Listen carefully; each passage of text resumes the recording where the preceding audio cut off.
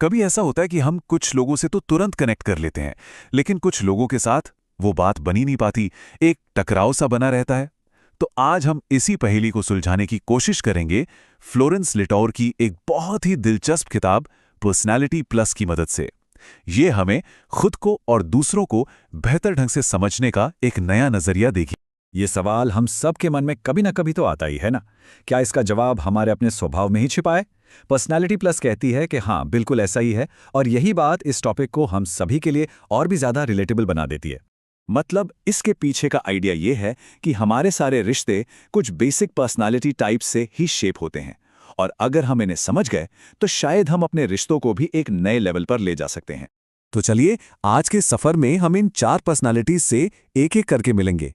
हम देखेंगे कि हर टाइप की क्या खूबियां हैं, क्या कमजोरियां हैं, और आखिर में ये भी समझेंगे कि ये सारी जानकारी हमारे रिश्तों को मजबूत बनाने में कैसे काम आ सकती है। तो चलिए शुरू करते हैं और सबसे पहले समझते हैं कि ये पूरा मॉडल आखिर है क्या। तो ये किताब ना लोगों को 4 बेसिक स्वभावों में बांटती है: सैंग्विन, कोलेरिक, मेलैंकोलिक और फ्लेगमैटिक। पर्सनैलिटी को समझने के लिए ये 4 हिस्सों वाला फ्रेमवर्क ही हमारे आज के डिस्कशन का बेस है। तो सबसे पहले मिलते हैं पॉपुलर सैंग्विन से। ये वो लोग हैं जो किसी भी महफिल की जान होते हैं। ये जो कोट है ना, ये सैंग्विन पर्सनालिटी को एक लाइन में समझा देता है। मतलब वो कहानी सुनाने में इतने मजेदार होते हैं कि फैक्ट्स और डिटेल्स वो थोड़ा पीछे रह जाते हैं। ये उनके चार्मिंग नेचर को भी दिखाता है। सैंग्विन लोग बहुत ही मिलनसार और करिश्माई होते हैं। मतलब दोस्त बनाना इनके लिए बाएं हाथ का खेल है।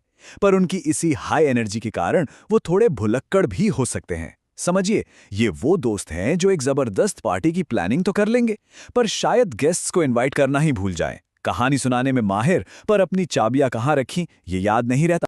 अच्छा, अब आते हैं हमारी दूसरी पर्सनैलिटी पर, द पावरफुल कोलेरिक। ये होते हैं बॉर्न लीडर्स। ये कोट बड़े मजेदार तरीके से कोलेरिक लोगों की सबसे बड़ी चुनौती को बताता है। वो नेचुरली लीड करने और काम खत्म करने पर इतना फोकस्ड होते हैं कि इस प्रोसेस में दूसरों की सुनना कई बार भूल ही जाते हैं। कॉलेरिक लोग ये होते हैं जन्मजात नेता। ये लोग गोल सेट करते हैं और उसे पूरा करके ही दम लेते हैं। ये वो इंसान हैं जो किसी भी मुश्किल सिचुएशन में तुरंत जिम्मेदारी संभाल लेते हैं, पर उनका सीधा और टू द पॉइंट स्वभाव कभी-कभी दूसरों को थोड़ा अकेला महसूस करा सकता है। चलिए, अब मिलते हैं हमारी तीसरी पर्सनालिटी टाइप से, द परफेक्ट मेलैंकोलिक। ये हैं हमारे डीप थिंकर्स। ये लाइन बिल्कुल सटीक बैठती है मेलैंकोलिक लोगों पर, जो हर काम में क्वालिटी और परफेक्शन ढूंढते हैं। उनके लिए हर काम को पूरी लगन और ऊंचे स्टैंडर्ड्स के साथ करना ही सबसे ज्यादा मायने रखता है। मेलैंकोलिक लोग बहुत ही ऑर्गेनाइज्ड होते हैं। उन्हें हर चीज की प्लानिंग करना पसंद है, और अचानक से कोई बदलाव आ जाए तो वो परेशान हो जाते हैं। ये वो दोस्त हैं जो वेकेशन पे जाने से पहले पूरी की पूरी एक्सेल शीट तैयार कर लेंगे, हर छोटी बड़ी डिटेल के साथ। वो बहुत वफादार होते हैं, पर उनका परफेक्शन के लिए प्यार कभी-कभी उन्हें थोड़ा निराशावादी भी बना सकता है। और अब बारी है हमारी आखिरी पर्सनैलिटी टाइप की, द पीसफुल फ्लेगमैटिक, यानी शांत और स्थिर स्वभाव वाले लोग। फ्लेगमैटिक लोग मतलब चलते फिरते शांति और सुकून का प्रतीक हैं।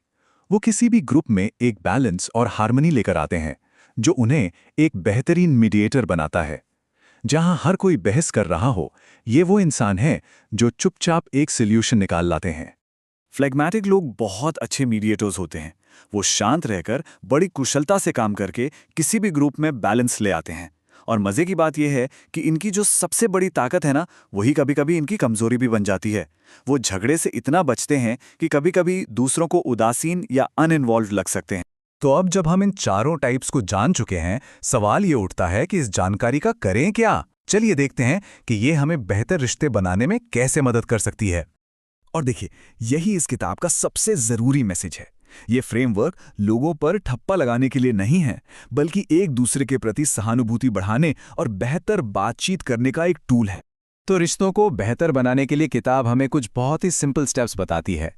जब हम एक दूसरे की यूनिक पर्सनालिटी को समझने और उसकी सराहना करने लगते हैं, तो हम रिस्पेक्ट के साथ बात कर पाते हैं, एक दूसरे की ताकतों का सही इस्तेमाल कर पाते हैं और साथ मिलकर आगे बढ़ते हैं।